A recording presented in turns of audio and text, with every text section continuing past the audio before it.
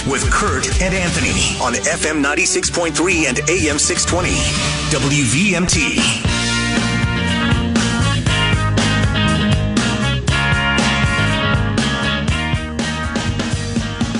Welcome back to the Morning Drive, everybody. Kurt and Anthony here, and joining us online now is Leah Vukmir, and she is with the National Taxpayers Union. Good morning, Leah. How's it going? Good morning, Anthony and Kurt. How are you? We are doing great here. So you have, tell us, actually, first, before we get into some of the actual issues, tell us what the National Taxpayers Union Foundation is. Absolutely. Well, we have two arms, the National Taxpayers Union, which is the oldest taxpayer advocacy organization in the country, based in D.C. I work out of my home state of Wisconsin, and I run the state affairs there. I run around the country talking to state lawmakers, like Kurt used to be, and encourage them to advance good, sound fiscal, tax, and regulatory policy. The National Taxpayers Union Foundation is our research arm. They do all the great work and provide me with the information to help me go out to the states and talk to state lawmakers. The people who make the differences and the people who make all the great changes. Hopefully make all the great changes, right? Yeah, that's true. There is an element of truth there. All right, so now tell us about what you've been talking about now is reforming the payroll tax and unemployment insurance. Yes, while so much emphasis in state houses around the country talk about reforming income tax, reforming property tax, people don't think about the payroll tax and the extent to which it seriously affects small business owners. And honestly, that's how this project got started. One of my colleagues at NTU is also a small business owner. And Anthony, I understand you are as well. And one day she was complaining about, after she had a meeting with her accountant, she was complaining about the effects of the payroll tax and unemployment insurance on her bottom line. So there you have a small business owner and a former state lawmaker. We put our heads together and we decided it was very important to educate both the public and lawmakers what these taxes are. We see an awful lot of acronyms on our pay stubs. What's actually being taken out of our paycheck? What can be done to improve that for business owners and ultimately individuals? Because to the extent that a business is stretched because they're paying too much in taxes, it means they can't hire as many people. So the pandemic opened our eyes, many people's eyes, to the problems with UI, and that's why we decided to put this report together and to create a very simple toolkit that state lawmakers could use if they want to address this issue in their state. So what do you find that the government did? I mean, obviously it's been going up, but where's the most significant increase? Well, it's very interesting. The recent GAO report came out, and it said that UI fraud is up by $135 billion, double previous estimates. So that tells us that every state can benefit from the reforms that we have in our toolkit. So, obviously the pandemic, there were unprecedented job losses, and the sheer magnitude of unemployment claims overwhelmed many state UI systems. And because of that, to support to those who lost their jobs, the government expanded those UI benefits through a lot of relief packages. And that's when the influx of claims exposed quite a number of vulnerabilities and where fraud is able to occur. And that's there are many areas that states can get involved to make a difference. And so that's really what we have outlined in our report. Well, and we're about to increase ours. I mean, we're paid family leave. There's a variety of programs that are going to hit. But what can how do you get the kit, your toolkit, in the right people's hands? Because I don't think people realize when I go through those lines with employees, they're like, okay, so I made this much money, but what's FICA? What's FUTA? What's UI? All these things. How do you spread the word? Sure. Well, for one, they can go to NTU.org and get a copy of our comprehensive report, and they can certainly get in touch with me and my colleagues who wrote the paper. But beyond that, it's just understanding what is going on. Obviously, unemployment insurance was created, as with a lot of government programs, with good intentions. And then what happens is people find little cracks and crevices through which they can bend the rules. And obviously we want UI to provide a temporary income to people who are out of work due to no fault of their own. And that's where some people are jumping around the system. So let's talk about some of the things that can be done. Adjusting the benefit levels to the economic conditions. You know, most states offer 26 weeks of unemployment insurance. There are some states that have now developed an indexing based on the economy. So benefits should, when you think about it, be adjusted based on the state of the economy to ensure that you meet the needs of the unemployed. So a sliding scale for benefits tied to economic conditions. And two states that come to mind are Florida and North Carolina that have successfully done this. You know, when jobs are plentiful, there is less need. And when the economy is slow, there is a greater need. And instead of always having the static amount of 26 weeks, it should be adjusted based on what is happening in the economy. Another reform that we believe should be done is improving work search programs. So in other words, every state, as you know, the UI, and this is a federal program, but the states are in charge with the details on how to implement the program, who benefits from the program. But what happens is, in some states, people start collecting unemployment, and then it's up to them to fill out a questionnaire that talks about what are their skills, what are their capabilities, and then weeks later, that is put into a system where our state government workforce development program tries to align workers with available openings. We believe that states should require that initial skills assessment at the time that somebody is applying for those benefits. Now, you would think, gentlemen, that would be the obvious and that's how it would take place, but in many states that does not happen. Yeah, or ever. Or ever. Yeah. All right. Well, I want to continue this conversation. We're going to take a quick 2-minute break. The Mackenzie Country Classic hotline's open for questions after the break. 888-414-0303. We'll be right back. We're talking with Leah Vukmir from the Drive with Kurt and Anthony on FM 96.3 and AM 620 WVMT.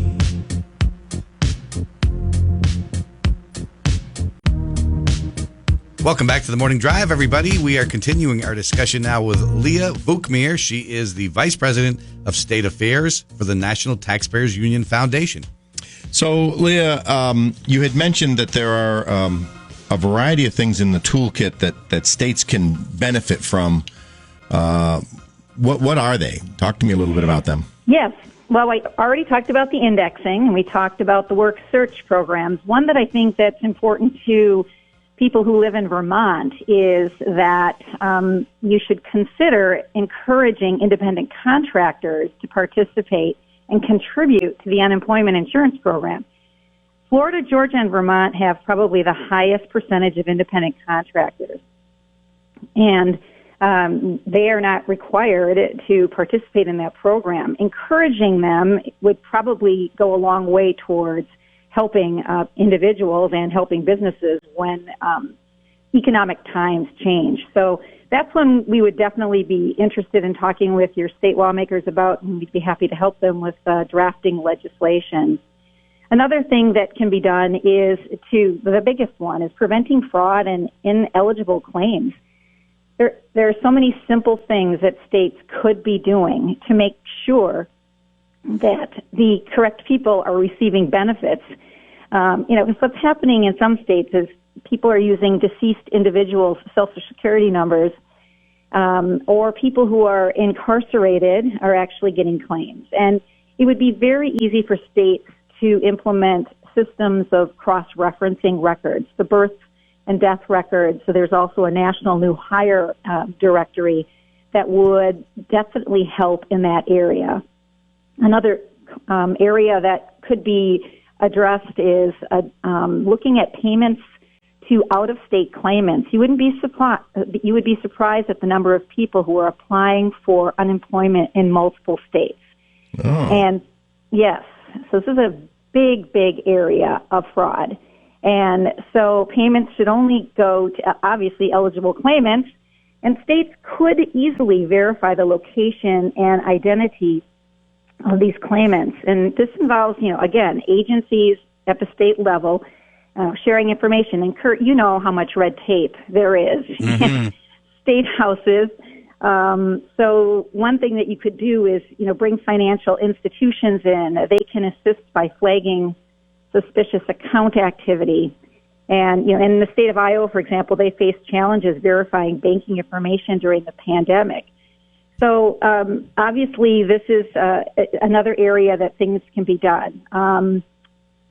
Incentives for finding long-term employment. I think this is a really good one because states could and should explore offering one-time bonuses that would incentivize unemployed individuals to find and retain long-term employment. So West Virginia actually did that.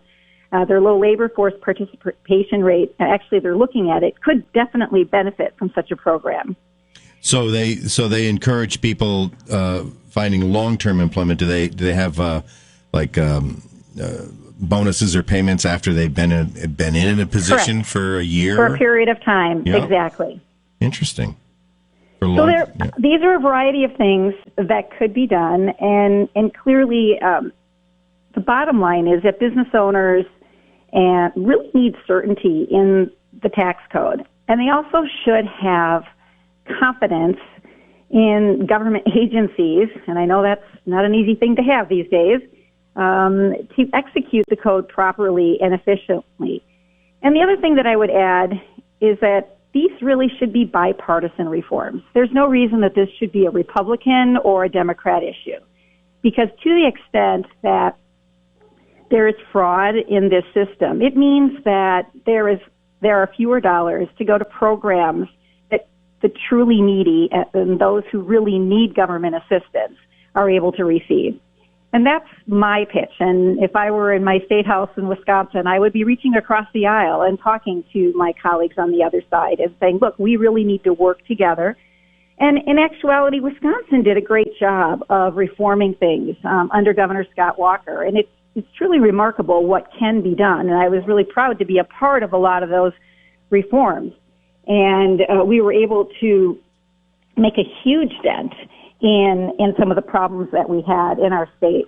So I think that there's a lot that can be done. I would really encourage, first of all, individuals to start investigating, read the report, understand what your pay stub is all about, what all those alphabet soup letters mean, and then contacting their lawmakers and say, hey, we've got a great idea. We think this is a win-win. It's a win-win for everyone in the state of Vermont. It's a win for individuals. It's a win for businesses.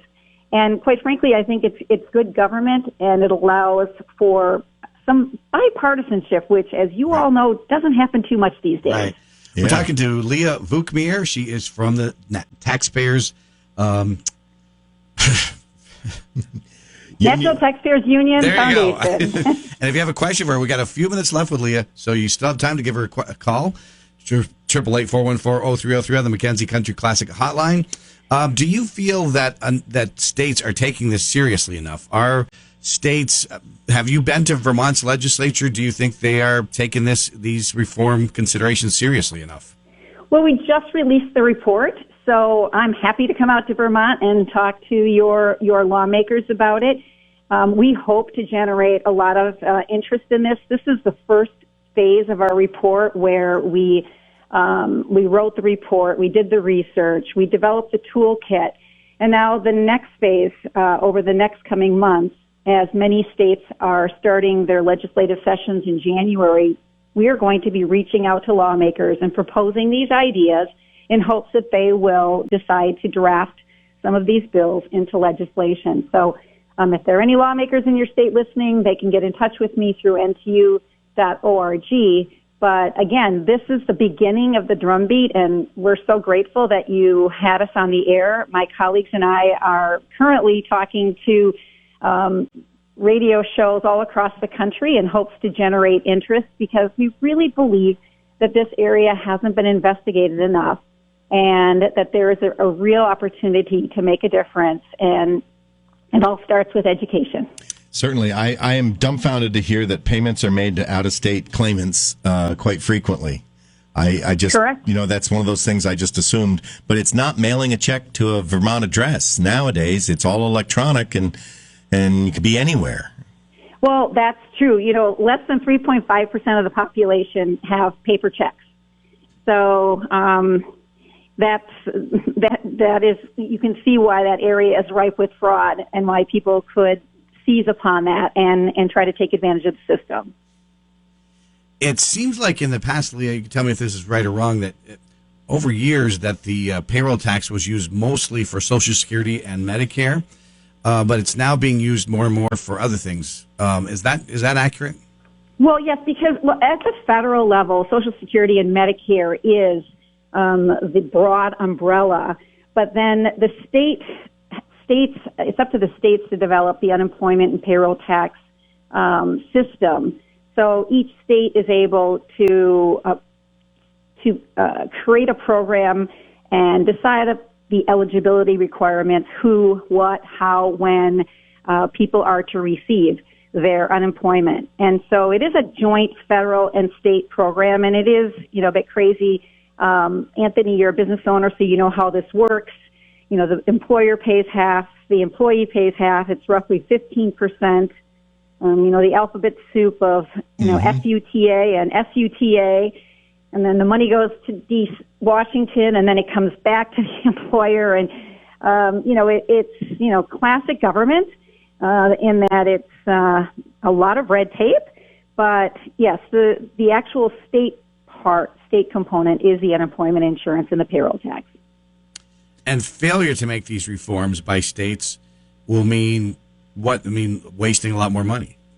Wasting money and not having those valuable resources for the programs that government should be providing to the citizens of your state. Well, Leah, thank you for being on the show today, and I hope you do get a chance to come to Vermont and speak with our Vermont legislators. Well, thanks so much for having us on the air. Really do appreciate it. And again, NTU.org. Have a great day, guys. All right. Thank you very much. Leah Vukmir from the National Taxpayers Union Foundation. Thanks for being on the show and talking about these important potential reforms. Thank you so much. Bye-bye. NTU.org. If you're interested, you can go to the website. It's very informative. A lot of stuff there. All right. Well, we're going to check in with Fox News. Amanda's got the headlines, and we've got a pretty decent forecast for the first few days of the week. And then